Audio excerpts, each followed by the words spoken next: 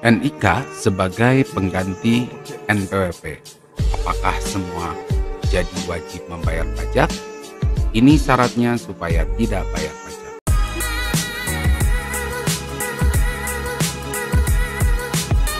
Baik Sobat Ngopi, ketemu lagi dengan saya Eko Dodi Supriyatna di channel Ngopi Pajak. Hal ini ramai menjadi perbincangan di kalangan masyarakat karena sebelum disahkan RUU HPP sudah beredar duluan. Yang mana dalam Undang-Undang HPP disebutkan bahwa untuk orang pribadi nomor pokok wajib pajak menggunakan nomor induk kependudukan. Nah, apakah ini artinya semua wajib membayar pajak? Tentu ada syarat agar pajak bisa dikenakan. Jawabannya masih ada di pasal 2 Undang-Undang HPP ini, yaitu memenuhi persyaratan subjektif dan objektif.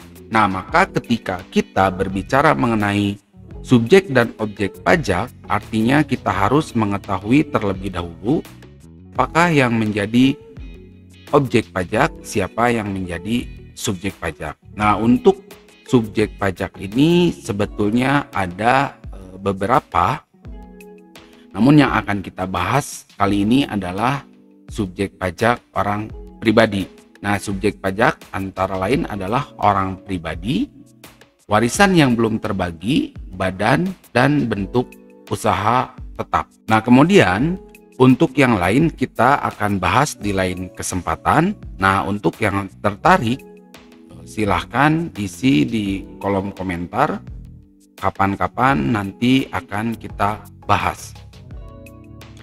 Kemudian yang menjadi objek pajak penghasilan, inilah poin yang menimbulkan kewajiban untuk melakukan pembayaran pajak.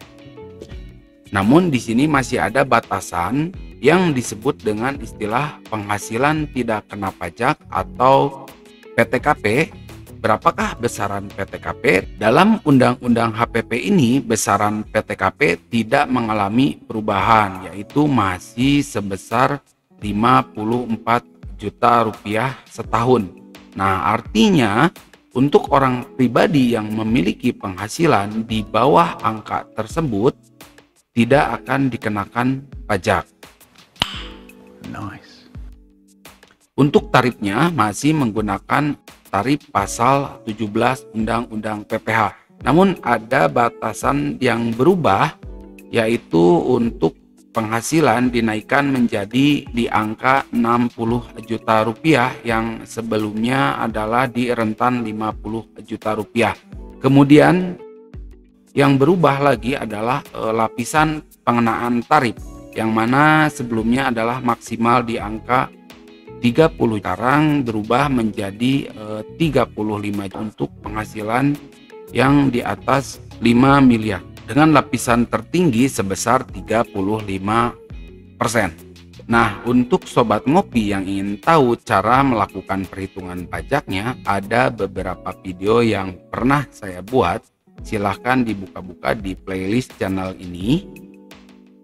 Untuk link salah satu videonya nanti akan saya coba simpan di atas. Oke. Kemudian ada hal lain yang menarik terkait Undang-Undang HPP, yaitu di sektor UMKM, yaitu untuk orang pribadi yang memiliki peredaran bruto tertentu tidak dikenakan pajak penghasilan atas bagian peredaran bruto sampai dengan 500 juta rupiah. Good job.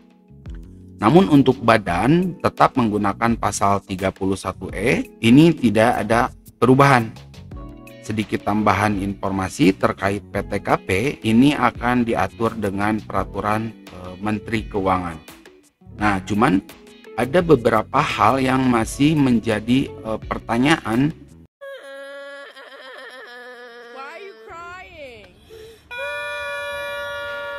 Harapannya semoga setelah Undang-Undang HPP ini disahkan, akan ada peraturan pelaksana yang mengaturnya. Salah satunya adalah terkait dengan kewajiban pelaporan untuk masyarakat yang telah memiliki NIK.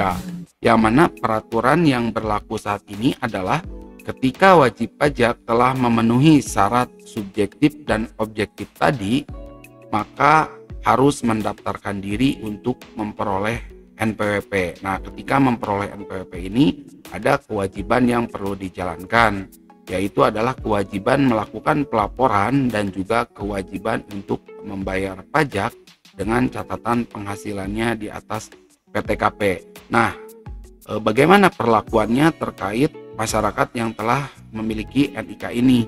Walaupun dalam ketentuan yang lain disebutkan bahwa wajib pajak yang memiliki penghasilan di bawah PTKP diberikan pengecualian untuk menyampaikan SPT tahunan. Namun pada pelaksanaannya hal ini melalui permohonan NPWP non efektif. Nah, semoga saja terkait hal ini akan diatur dan ada petunjuk pelaksanaan selanjutnya seperti apa.